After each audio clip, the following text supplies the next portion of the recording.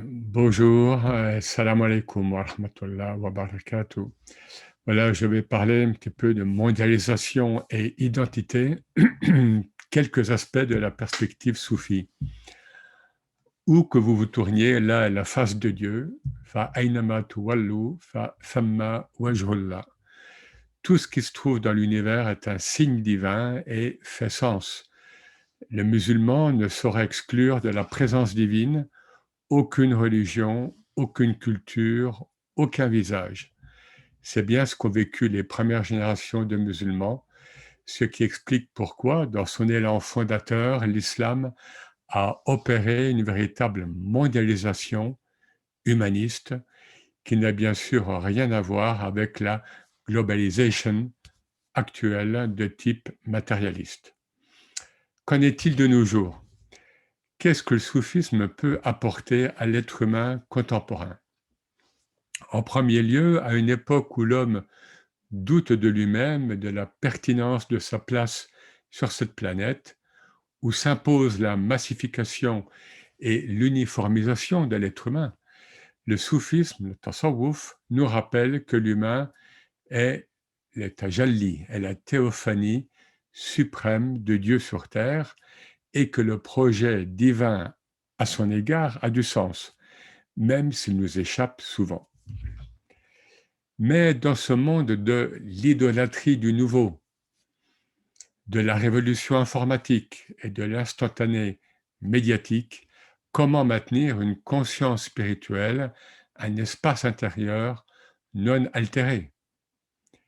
Il y a de bonnes raisons de penser que le positivisme unidimensionnel, horizontal, ne répond pas à ces défis.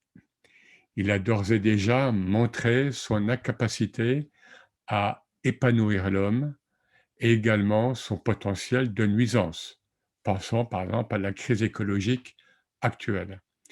Autant de constats qui appellent à réévaluer la perspective soufie selon laquelle on ne saurait s'attacher à aucune forme puisque Dieu renouvelle à chaque instant sa création en référence au verset coranique 50, 15, sourate 50, verset 15. Alors nous allons, ça on peut l'observer à la fois dans le temps et dans l'espace.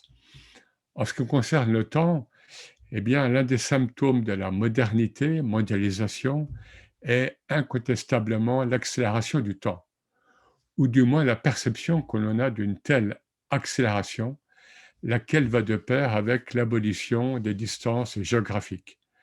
Le prophète, sallallahu alayhi wa sallam, faisait de cette contraction toujours plus accentuée l'un des signes de la fin des temps.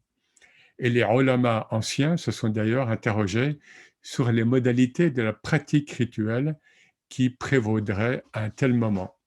Ainsi, comment effectuer les 5 prières quotidiennes dans un temps contracté? Le soufi a pour devise d'être le fils de l'instant, Ibn al-Waqt, ou de son époque. Il se fait aussi l'écho de l'allusion coranique.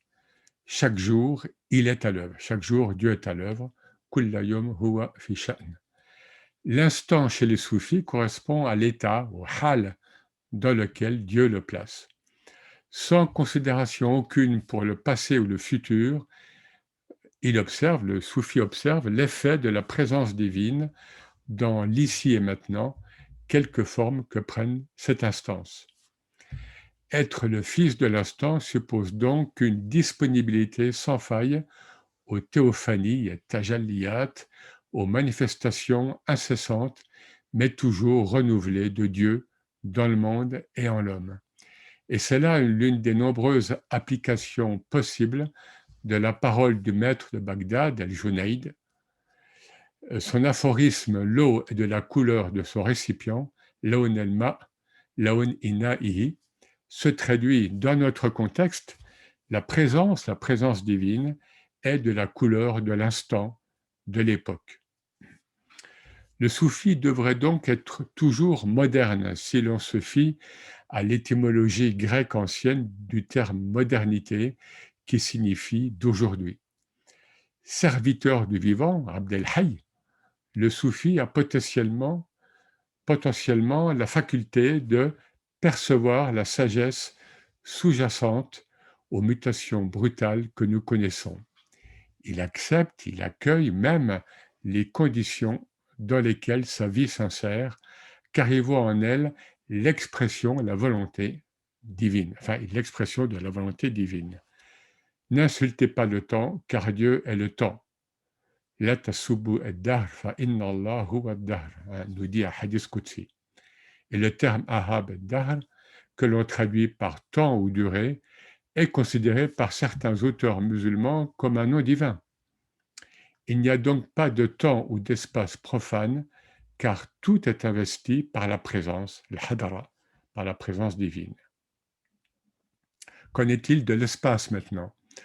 Dans un contexte de désagrégation des repères, le soufisme peut vivifier l'enseignement islamique selon lequel la sacralité ne réside pas dans un temple, mais en l'homme.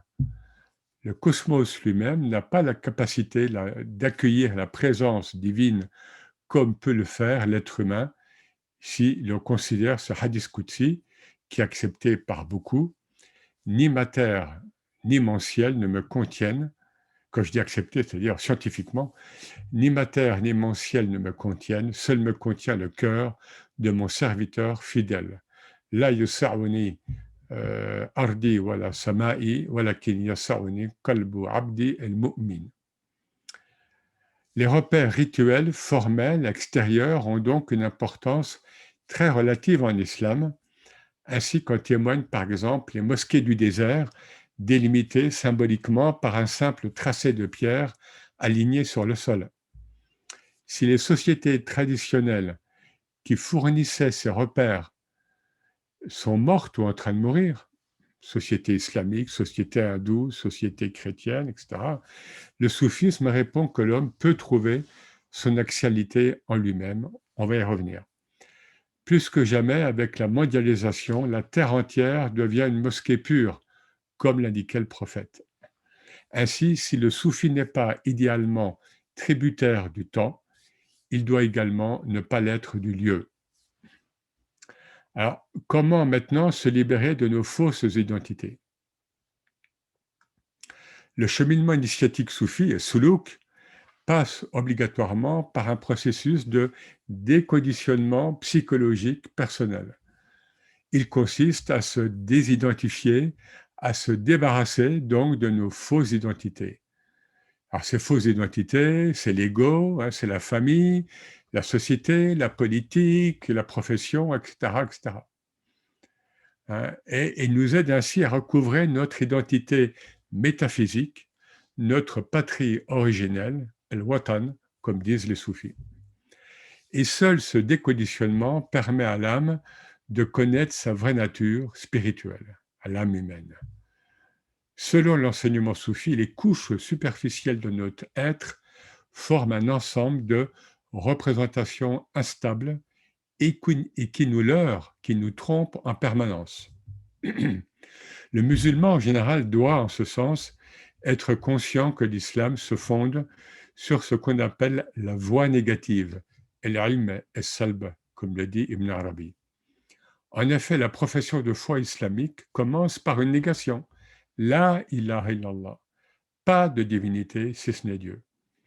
Et cela signifie, entre autres, chasser de votre conscience les idoles extérieures, mais aussi intérieures, c'est-à-dire toutes les illusions qui parlent les choses et les êtres d'une existence indépendante et qui vous trompent sur votre propre identité.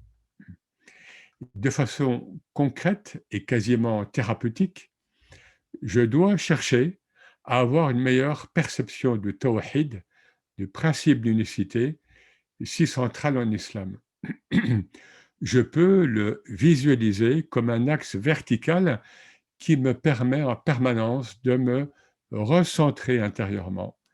Et j'ai alors enraciné en moi la conscience que je ne fais qu'un avec moi-même et que j'ai une cohérence intérieure. Et cette verticalité me libère des dualités et des paradoxes inhérents à la nature humaine, paradoxes qui me traversent et me tiraillent bien souvent.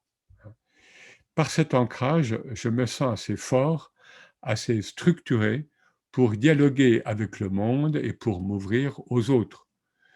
Je souffre moins ainsi car je peux situer les choses, les êtres, et je donne à chacun son dû, son haqq, pour reprendre l'enseignement du prophète, sallallahu alayhi wa sallam.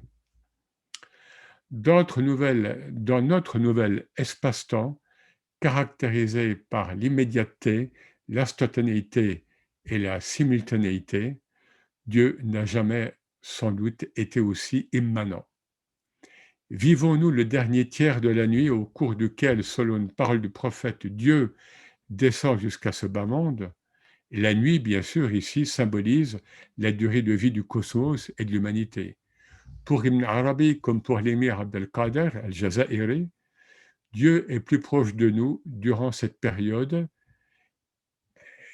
de fin de cycle, période de fin de la nuit, hein, et par voie de conséquence, la science spirituelle, telle que l'énonce l'émir Abdelkader, la science spirituelle de la communauté mohammedienne y serait plus accomplie qu'elle ne l'a jamais été. Merci à vous. Wassalamu alaikum wa rahmatullah wa barakatuh.